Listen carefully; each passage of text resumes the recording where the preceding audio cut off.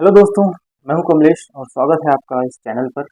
और आज हम अनुपात और समानुपात के दूसरे क्लास में हैं। और अनुपात और समानुपात का ये दूसरा क्लास है जिसमें हम क्वेश्चंस की सीरीज कर रहे हैं दोस्तों। तो चलिए चलते हैं पहले क्वेश्चन की ओर। दोस्तों, पहला क्वेश्चन कहता है, एक महाविद्यालय में कला, वाणिज्य तथा विज्ञान में अध्ययन करने वाले छात्रों की संख्या का अनुपात 3:5 है। क्वेश्चन कहता है दोस्तों, कला, वाणिज्य और विज्ञान में छात्रों की संख्या का अनुपात है 3:5:8 दिया दोस्तों। और आगे आगे कहता है क्वेश्चन में, यदि इन विभागों में छात्रों की संख्या में क्रमशः 20%, 40% और 25% की वृद्धि हो, यानी कि सब में जो है, अब 20% की वृद्धि मतलब ये जितना है उसमें से ये 120% हो जाएगा दोस्तों। तो 3 का 120%। वैसे ही वाणिज्य में हो रहा है आपका 25% की वृद्धि हो रही है, तो इसका 125%। और विज्ञान में हो रहा है आपका, सॉरी, इसमें 40% का वृद्धि हो रहा है और इसमें हो रहा है 125%। इसको सॉल्व करेंगे दोस्तों। उसके बाद जो वृद्धि हो रहा है उसके बाद इनका जो अनुपात है वो हमको ज्ञात करना है दोस्तों। तो इसको सॉल्व करेंगे तो ये हो जाएगा 18/5 और ये हो जाएगा 5 5 कैंसिल आउट हो जाएंगे।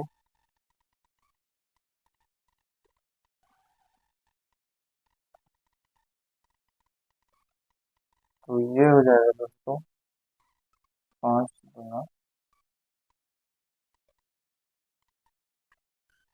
तो अभी ये भिन्न में है दोस्तों, तो भिन्न में है, उसको हम लोग पूर्णांक में कन्वर्ट करेंगे।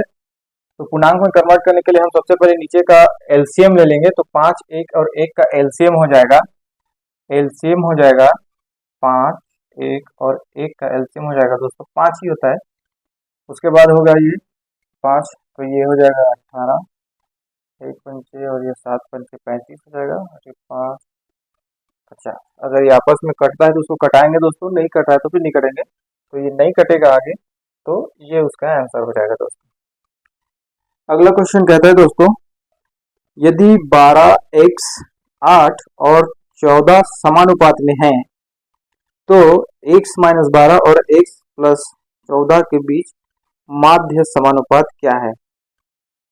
दोस्तों, सबसे इसमें जो है समानुपात दिया हुआ है, तो पहले ये समझ लेते हैं कि समानुपात होता क्या है। दोस्तों, समानुपात का मतलब होता है समान अनुपात, यानी कि जब दो अनुपात आपस में बराबर हो जाते हैं तो उसको समानुपात कहते हैं। जैसे कि हमारे पास जैसे 4 राशि है, ए, बी, सी और डी। तो अगर ए और बी का जो अनुपात है और सी का जो अनुपात है, ये दोनों अगर आपस में बराबर है तो इसी को जो है दोस्तों समानुपात कहते हैं। तो क्वेश्चन में दिया हुआ है 12x आठ और 14। तो दोस्तों, समानुपात का नियम ये कहता है कि ए अनुपात बी बराबर है सी अनुपात डी के। तो ये हो जाएगा ए बटे बी बराबर सी बटे डी, और ये आपस में क्रॉस मल्टीप्लीकेशन हो जाएंगे, तो ए अनुपात डी बराबर बी इंटू सी हो जाएगा दोस्तों। तो इसी से ये हो जाएगा आपका 12 गुना 14 बराबर 8 गुना x। तो यहाँ पर x की वैल्यू हो जाएगी दोस्तों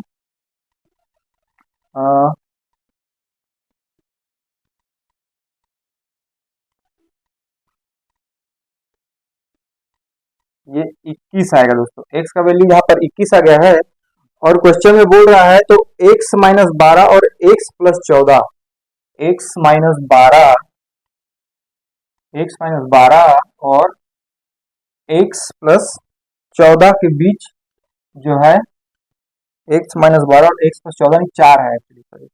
तो x-12 x आया है हमारा 21 -12 और x 21 प्लस 4, तो ये हो जाएगा दोस्तों 9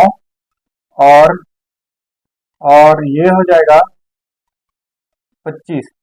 तो 9 और 25 का जो है क्या समानुपात, माध्य समानुपात निकालना, यानी कि इनका माध्य समानुपात निकाला। तो माध्य समानुपात का जो फॉर्मूला है दोस्तों, माध्य समानुपात बराबर होता है a into B under root. तो इन दोनों को गुणा करके अंडर रूट में ले लेंगे हम लोग, जैसे कि ये हो जाएगा,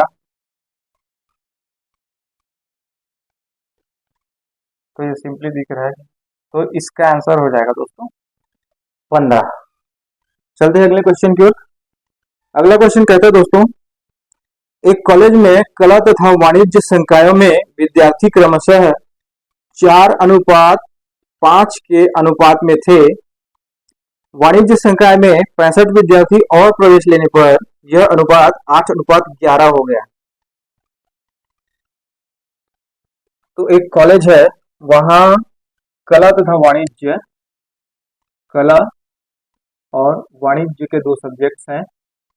इसमें जो है पहले 4:5 के अनुपात में विद्यार्थी थे, उसके बाद 65 विद्यार्थी वाणिज्य में और जुड़ गए हैं, जिसके बाद जुड़ने के बाद अनुपात हो गया है बाद में 8:11 का। ठीक है, तो आगे प्रश्न, कला संकाय में कितने विद्यार्थी, कला संकाय में कितने विद्यार्थी हैं वो हमको निकालना है। तो 65 विद्यार्थी तो वाणिज्य में जुड़े हैं ना, वाणिज्य में जुड़े हैं, मतलब कला संकाय में जो विद्यार्थी हैं उतने के उतना ही है, सेम होना चाहिए।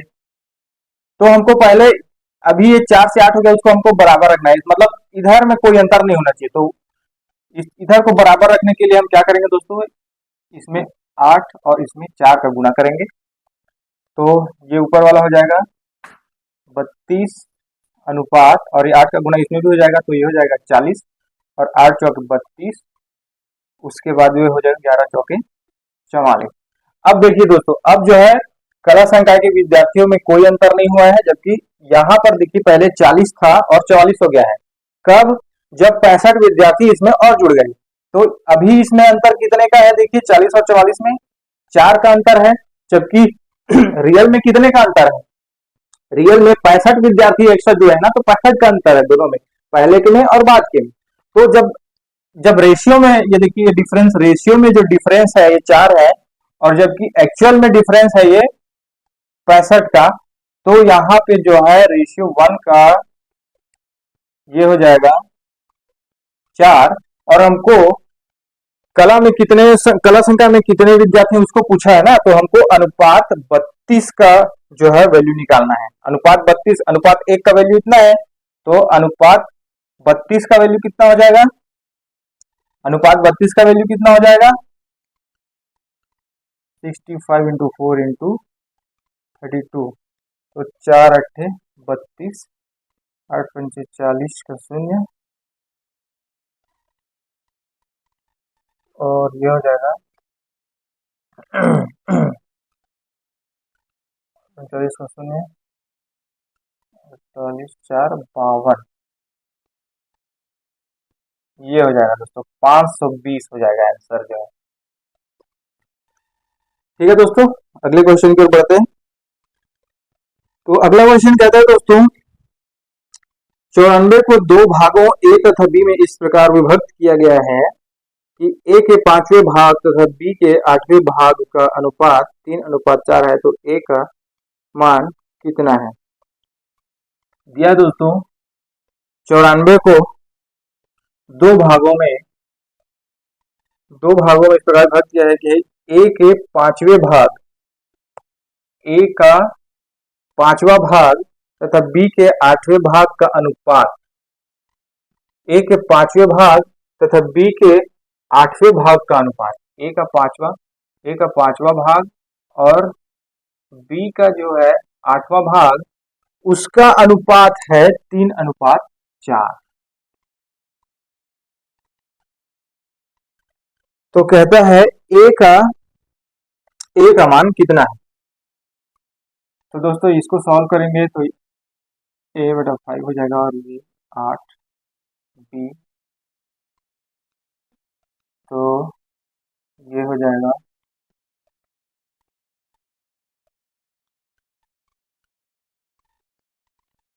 बराबर 3/4 और ये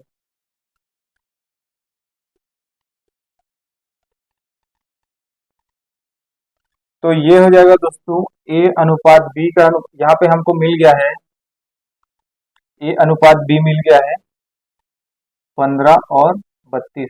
अब आगे क्वेश्चन पूछता है कि ए का मान कितना है।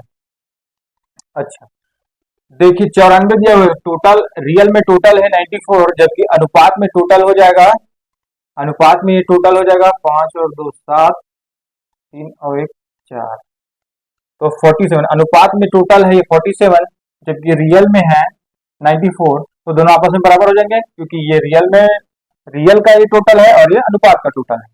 तो यहाँ हमको ए का मान निकालने के बोला हुआ है, यानी कि हम लोग को 15 का मान निकालना है पहले।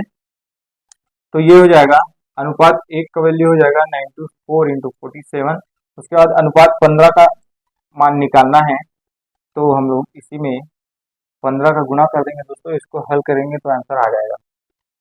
ये हो जाएगा आपका 47 गुना 94 और 15 गुना 30, ये आंसर हो जाएगा। चलते हैं अगले क्वेश्चन की ओर।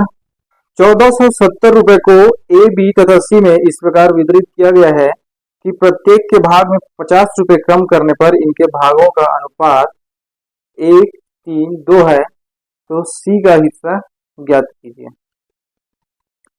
दोस्तों 1470 रुपए दिए हैं, 1470 है, उसको ए बी सी में इस प्रकार बांटा है कि ए बी सी में ए बी और सी में इस प्रकार बांटा है कि 50-50 रुपए तीनों में कम करना है। तीनों में 50-50 मैंने कम कर दिया, तीनों में 50-50 कम कर दिया मैंने टोटल में मतलब 150 रुपए कम कर दिए, तो बचा कितना मेरे पास 1470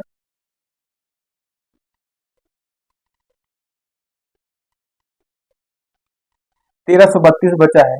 ठीक है, और बोलता है क्वेश्चन बोलता है कि 50 रुपए कम करने पर इनके भागों का अनुपात 1:3:2 है, यानी कि जब मैंने 50-50 रुपए कम कर दिए तीनों के हिस्से में से, तब जो है अनुपात मेरे पास बचा है, तब अनुपात हो गया है इन लोगों का 1:3:2, यानी कि बचा हुआ राशि है, ये भी बचा हुआ राशि है ये रेशियो में, जबकि बचा हुआ एक्चुअल अमाउंट है इतना, तो दोनों आपस में बराबर हो जाएंगे क्योंकि ये इसका टोटल और इसका टोटल आपस में बराबर हो जाएंगे, क्योंकि ये है रेशियो में बचा हुआ और यह एक्चुअल में बचा हुआ। तो 3×5 और 1 6, रेशियो में 6 का जो वैल्यू है वो 1320 के बराबर है। और हमको क्वेश्चन में बोला है, क्वेश्चन में किसका निकालना बोला है, सी का हिस्सा ज्ञात करने बोला है, सी का, यानी कि अनुपात 2 का वैल्यू निकालना है दोस्तों। तो सी का हो जाएगा ये आपका 1320 इंटू 2, तो ये हो जाएगा तो 440 इसका आंसर हो जाएगा दोस्तों। चलते हैं नेक्स्ट क्वेश्चन की ओर। 117 रुपए को ए बी तथा सी में 1:2 सॉरी 1/2 अनुपात 1/3 अनुपात 1/4 के अनुपात में बांटने की अपेक्षा त्रुटिवश 2:3:4 के अनुपात में बांटने पर किसको लाभ होगा। क्वेश्चन कह रहे हैं दोस्तों कि 117 रुपए हैं, 117 हैं, उसको जो है ए बी सी में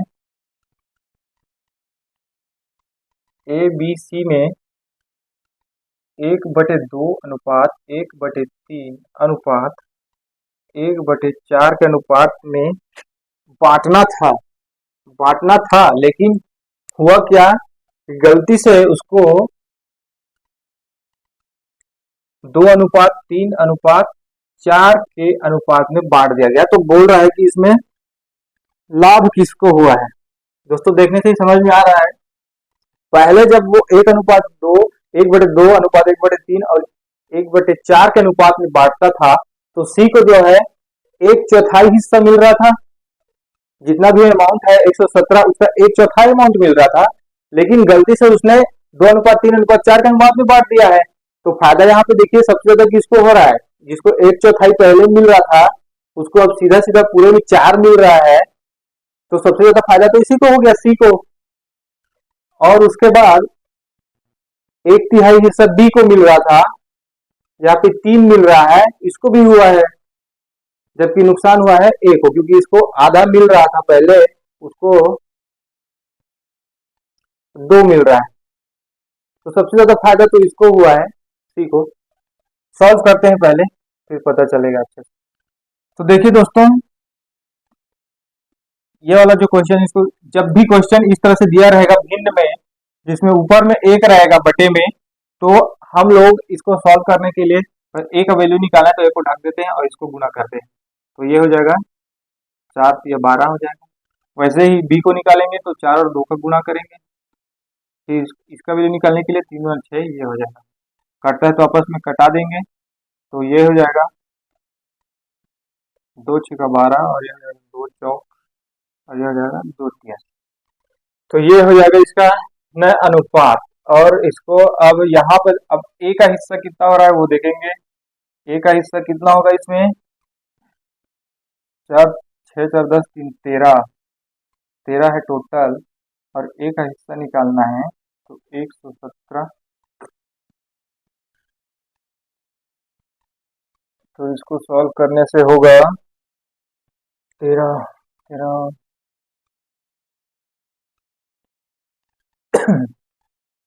सबसे पहले इसको गुणा कीजिए, 7 6 42 का 2, हाथ के ला 4 6 4 10 का 0, हाथ बैठ 7 13। अब इसको डिवाइड कीजिए, 13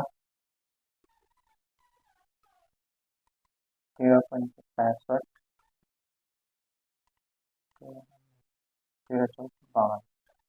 तो ए को 54 रुपए मिल रहे हैं। वैसे बी का हिस्सा निकालेंगे, बी का हिस्सा निकालेंगे हम लोग, तो ये हो जाएगा 4/13 और 117, तो 702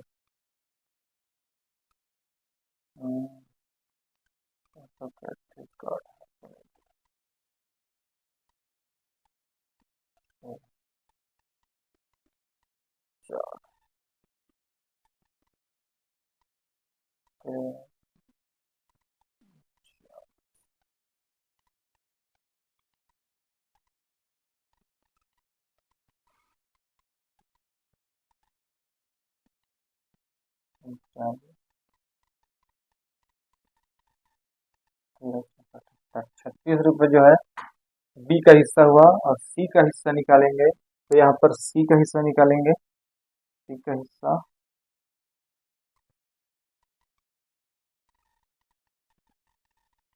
21 और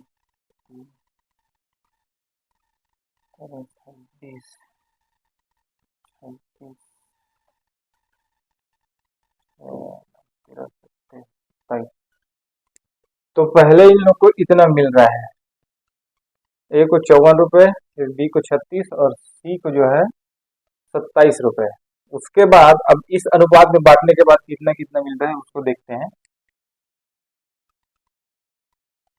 4 3 7 और 2 9, 9 ए को हिस्सा मिलेगा इसमें से,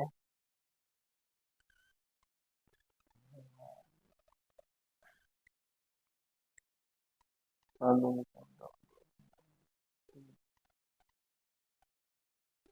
9 18 का। देखिए दोस्तों, ए को इसमें मिल रहा है 26, जबकि पहले मिला था 54। तो सबसे ज्यादा नुकसान तो इसी को हुआ है लग रहा है मेरे को। अब देखते हैं बी को कितना हिस्सा मिल रहा है। बी को मिल रहा है 3 9 117, ये रहेगा 3 3 9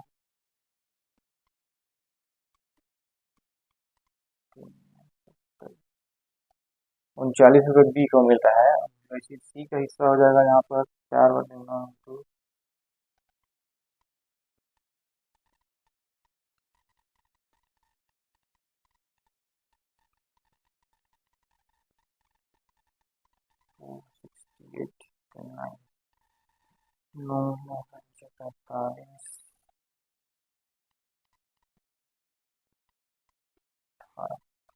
देखिए दोस्तों, तो पहले जो है, अब यहाँ पर क्वेश्चन में पूछा क्या है कि किसको लाभ हुआ, लाभ किसको हुआ है बोल रहा है।